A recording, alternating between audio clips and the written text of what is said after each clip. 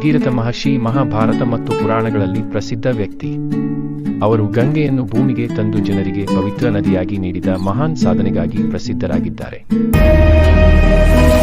ಈ ಕಥೆಯು ತ್ಯಾಗ, ದುಡಿಮೆ ಮತ್ತು ಧೈರ್ಯದ ಮಹತ್ವವನ್ನು ಬೋಧಿಸುತ್ತದೆ.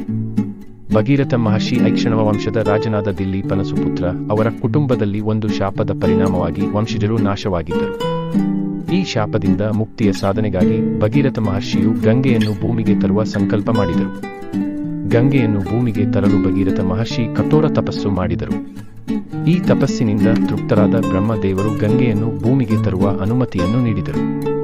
ಆದರೆ ಗಂಗೆಯು ಭೂಮಿಗೆ ಬರುತ್ತಿದ್ದಂತೆ ಅವಳ ವೇಗ ಭೂಮಿಯನ್ನು ನಾಶ ಮಾಡಬಹುದಿತ್ತು. ಇದನ್ನು ತಪ್ಪಿಸಲು ಭಗೀರಥನು ಶಿವನ ಆಶ್ರಯಕ್ಕಾಗಿ ಮತ್ತೊಂದು ತಪಸ್ಸು ಮಾಡಿದರು. ಶಿವನು ಭಗೀರಥನ ತಪಸ್ಸಿನಿಂದ ಸಂತೋಷಗೊಂಡು ಗಂಗೆಯನ್ನು ತನ್ನ ಜಟೆಯಲ್ಲಿ ಹಿಡಿದುಕೊಂಡರು.